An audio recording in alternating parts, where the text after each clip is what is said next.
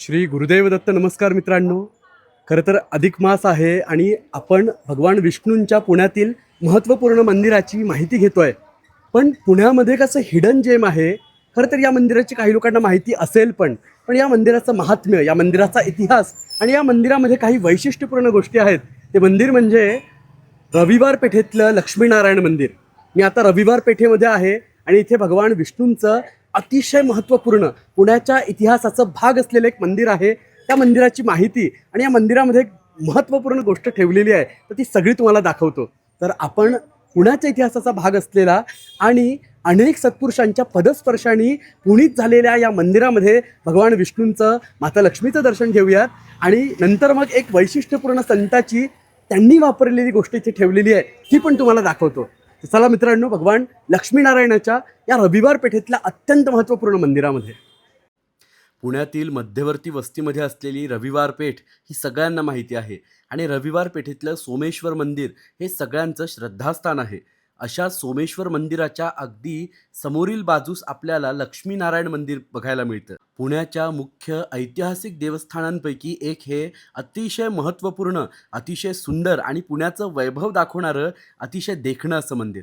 पुण्याचं ऐतिहासिक गतकालाचं वैभव या मंदिरात गेल्यावर आपल्याला लक्षात येतं. इतकं हे रेखीव आणि सुंदर असं मंदिर आहे. आत गेल्यानंतर सर्वप्रथम आपल्या दृष्टीत पडतात त्या म्हणजे काचेच्या हंड्या.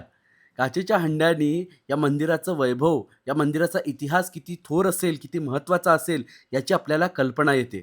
या व्हिडिओमध्ये पुढे आपण या मंदिराचे जे मुख्य पुजारी, वहिवाटदार आहेत त्यांच्याकडनं या मंदिराचा इतिहास, या मंदिराची आध्यात्मिक माहिती, याचं महत्त्व जाणून घेणार आहोत. मी त्यांना काही प्रश्न विचारले आहेत आणि ही सगळी माहिती घेतल्यानंतर मला खरोखर सांगतो अतिशय आश्चर्य वाटलं. कारण बऱ्याच लोकांना या मंदिराची ऐतिहासिक आणि आध्यात्मिक माहितीच नाही. या मंदिराचं महात्म्य असं की अनेक अवतारी महापुरुष या मंदिरामध्ये सतत येत असत. यावरून आपल्याला एक गोष्ट लक्षात येते की या मंदिरातलं दैवत हे अत्यंत जागृत आहे. कुणीही व्यक्ती जेव्हा या मंदिरात येतो तर या मंदिरातील सकारात्मक ऊर्जा, या मंदिरातलं चैतन्य त्याला जाणवतं. मंदिरात असलेला हा कारंजा आपल्याला या मंदिराचं ऐतिहासिक महत्त्व आणि महात्म्य सांगतो. या मंदिराला छत्रपती घराण्यापासून इतिहास आहे. पुढे पेशव्यांच्या काळातही या मंदिराचं नावलौकिक होतं. पुढे इंग्रज काळामध्येही इंग्रजांकडून या मंदिराला अनुदान यायचं. असा दिव्य असा इतिहास या मंदिराला आहे. सभामंडपातनं आपलं लक्ष जातं ते म्हणजे गाभाऱ्याकडे. दगडी बांधकाम केलेला अत्यंत सुंदर असा हा गाभारा आहे. आपण जेव्हा गाभाऱ्यामध्ये जातो, तेव्हा आपल्याला गाभाऱ्यामध्ये असलेलं भगवान लक्ष्मीनारायणाचं अतिशय देखणं, अतिशय सुंदर, अतिशय मनोहर असं रूप बघायला मिळतं. गाभाऱ्यामधील भगवान लक्ष्मीनारायणाचं रूप बघितलं तर प्रत्यक्ष देव तिथे उभे आहेत याची जाणीव भक्तांना होते. इतकं ते सजीव आणि सुंदर असं रूप आहे. भगवंतांचं हे दर्शन घेतल्यानंतर एक गोष्ट आपल्याला जाणवते की इथे काहीतरी वैशिष्ट्यपूर्ण चैतन्य वास्तव्य करून आहे. अनेक संतांचं म्हणूनच या मंदिरावरती विशेष प्रेम होतं. हे मंदिर नक्की किती जुनं आहे, या मंदिराचा इतिहास किती जुन्या काळापर्यंत जातो, हे आजवर कुणालाही सांगता आलं नाही. काही इतिहास संशोधकांनी या मंदिरावरती अभ्यास केला, या मंदिराच्या रचनेचा अभ्यास केला आणि त्यांनी निष्कर्ष काढला की हे मंदिर निदान 400 वर्ष जुनं तरी असावं. म्हणजे छत्रपतींच्या आधीपासनं हे मंदिर पुण्यामध्ये असण्याची शक्यता आहे. म्हणजे रविवार पेठ वसण्याच्या आधीपासनं भगवान लक्ष्मीनारायण इथे आहेत आणि म्हणूनच या मंदिराच्या महात्म्यामुळेच अनेक संत या ठिकाणी येऊन गेले होते. देवांचं दर्शन करून जेव्हा आपण खाली येतो, तेव्हा आपल्याला हा जो कोपरा दिसतो, इथे जंगली महाराज बसत असत. सद्गुरू शंकर महाराजांचं इथे नेहमी वास्तव्य होत असे. महाराज पुण्यात असले की इथे येत असत. तसेच चित्रकूटचे माधवनाथ महाराज, ज्यांनी दगडूशेठ हलवाई गणपती बाप्पांची स्थापना करून घेतली होती, त्यांचं हे अत्यंत प्रिय स्थान. या मंदिरामध्येच अत्यंत जागृत असे गणपती बाप्पा आहेत. या गजाननाची, या गणेशाचं महात्म्य अतिशय थोर आहे. हे गणपती बाप्पा नवसाला पावतात. दुसऱ्या बाजीराव पेशव्याला जेव्हा मुलगा झाला, तेव्हा देवापुढे त्यांनी पान सुपारी आणि सोन्याची मोहर ठेवली होती. याची नोंद पेशव्यांच्या डायरीमध्ये आपल्याला वाचायला मिळते. या देवांना नवस केल्यानंतर अनेक लोकांचे नवस पूर्ण झाले आहे, अशी या गणपती बाप्पांची आख्यायिका आहे. असे हे गणपती बाप्पा अत्यंत जागृत आहेत. या मंदिराचं महात्म्य असं की सद्गुरू शंकर महाराज, जंगली महाराज, त्यानंतर माधवनाथ महाराज चित्रकूटचे, हे या मंदिरामध्ये सतत येत असत. माधवनाथ महाराजांचं हे अत्यंत प्रिय स्थान. या मंदिराचे वहिवाटदार, त्यांचे पंजोबा हे त्यांचे अनुग्रहित. तर त्यांना महाराजांनी प्रसाद म्हणून आपलं साधनेचं आसन दिलं होतं आणि माझं भाग्य इतकं थोर की येथील पुजाऱ्यांनी मला हे आसन बाहेर काढून पूर्ण दाखवलं. आपल्या टेल्स ऑफ सेंटच्या परिवारासाठी अत्यंत भाग्याचा क्षण आहे, कारण माधवनाथ महाराजांच्या या सिद्ध आसनाचा, त्यानंतर त्यांनी वापरलेल्या शालीचं दर्शन आपल्याला इतक्या जवळून घेता आलं. मला या आसनावरती डोकं ठेवून नतमस्तक होता आलं.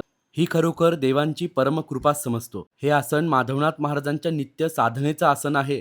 सत्पुरुषांच्या प्रत्येक वापरलेल्या वस्तूमध्ये त्यांचं चैतन्य वास्तव्य करतं. आणि विशेष म्हणजे या मंदिरामध्ये एक नाहीत तर 2 व्याघ्राजीन ठेवण्यात आले आहेत.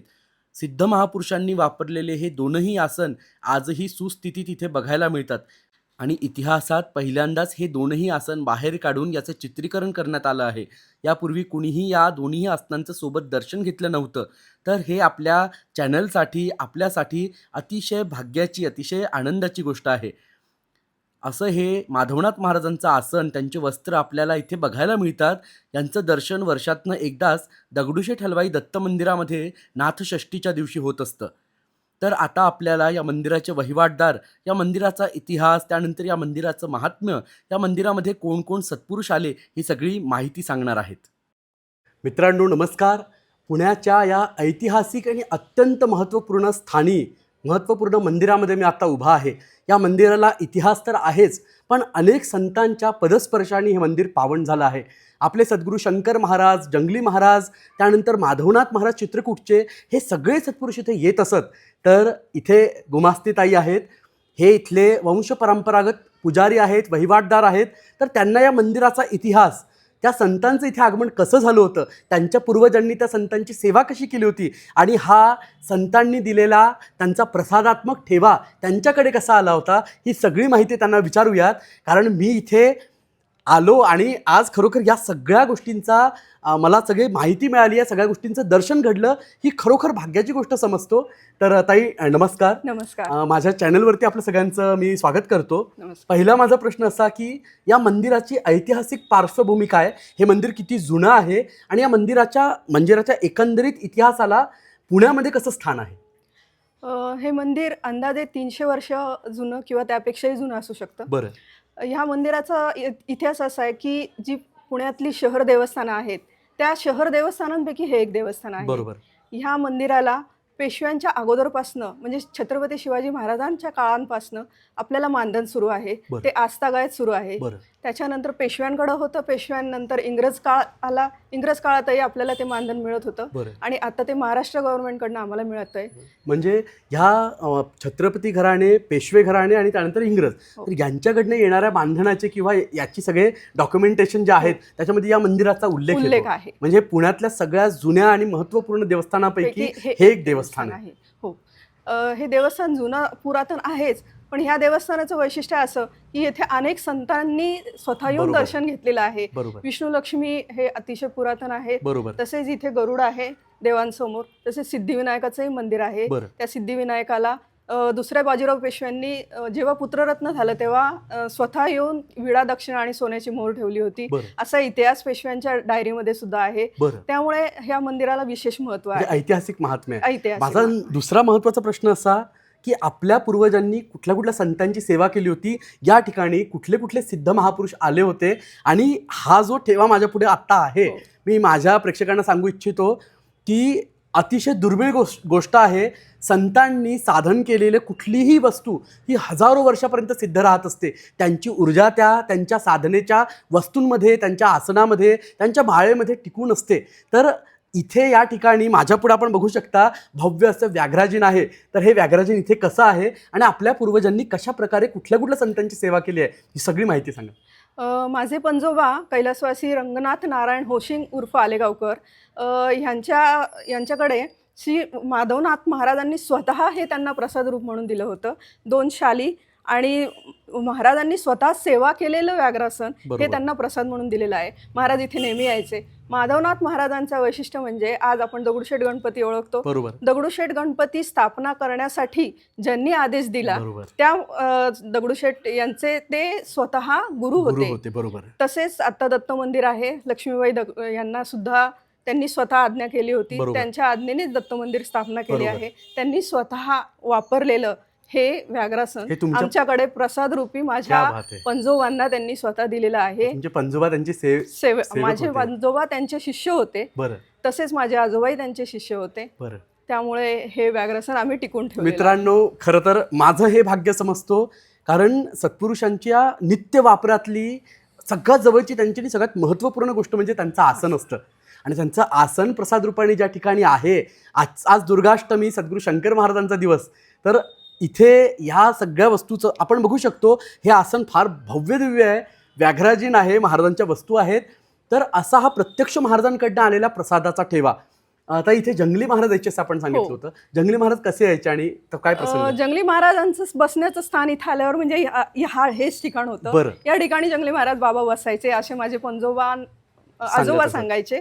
आजोबांचं आणि माझं म्हणजे मला आजोबांचं वास्तव्य लाभलं होतं. माझे आजोबा नेहमी सांगायचे आपल्या मंदिरामध्ये स्वतः माधवनाथ महाराज यायचे, जंगली महाराज बाबा यायचे, शंकर महाराज बाबा यायचे. त्यामुळे मला स्वतःला ते माहिती मिळालेली आहे. शंकर महाराज इथे यायचे. सगळ्याच स्वामी भक्तांना, शंकर महाराजांना आनंदाची गोष्ट आहे, कारण महाराज अनेक ठिकाणी जात असत पण आज ते स्थान माहिती नाहीत. पण प्रत्यक्ष महाराज इथे येत असत आणि महाराजांच्या आधी पण अनेक सत्पुरुष इथे आले असावेत. कारण रविवार पेठेतलं सगळ्यात जुन्या मंदिरांपैकी एक हे मंदिर आहे. तर अशा या मंदिराचा हा सगळा ऐतिहासिक सगळा म्हणजे इतिहास आहे, आध्यात्मिक इतिहास आहे. अजून या मंदिराचं वैशिष्ट्य काय तुम्ही सांगू शकाल, किंवा इथे सत्पुरुषांनी या मंदिराबद्दल काय सांगितलं होतं? या मंदिराचा इतिहास सांगायचा झाला तर आपण समोरून दर्शन घेताना आधी फक्त विष्णू मूर्तीच दिसते. बरोबर. आणि जेव्हा आपण देवांच्या समोर येऊन देवांचं दर्शन घेतो तेव्हा लक्ष्मी मातेचं दर्शन होतं. हे या मंदिराचं खूप मोठं वैशिष्ट्य आहे. म्हणजे याचा अर्थ असं काढू शकतो का की नारायणाच्या जवळ गेला तरच तुम्हाला लक्ष्मी दिसेल, त्यांचं दर्शन होईल. बघा, बांधकाम किंवा ज्यांनी कोणी हे स्थापन केलंय त्यांची दृष्टी किती पुढची आध्यात्मिक असेल की त्यांनी एक संदेश दिलाय की नारायणाची सेवा केली तर लक्ष्मी माता आपल्यावर अनायसेच प्रसन्न होते. आणि तसेच हा जो कळस आहे, हा कळस बांधण्याची जी पद्धत आहे ती सुमारे 400 वर्षांपूर्वीची आहे असं एक पुरातत्व खात्यामधील एक अधिकारी येऊन गेले होते. त्यांच्या पाहण्यात असं आलंय की ही जी बांधण्याची पद्धत आहे ही 400 वर्षांपूर्वीची आहे. म्हणजे हे मंदिर 400 वर्षांहून जुनं असण्याची दाट शक्यता आहे. बरोबर. आणि हे टिकून राहावं यासाठी आम्ही गेल्या 9 पिढ्या सेवा देत आहोत. माझा मुलगा 9वी पिढी आहे इथं सेवा करणारी. तरी आणि मला असं वाटतं पुणेकरांचं भाग्य आहे की सत्पुरुषांच्या इच्छेने इथे दगडूशेठ ठलवाईंची स्थापना झाली आहे. अशा मोठ्या मंदिरांमध्ये खरं त्यांचं वास्तव्य होऊन गेलंय.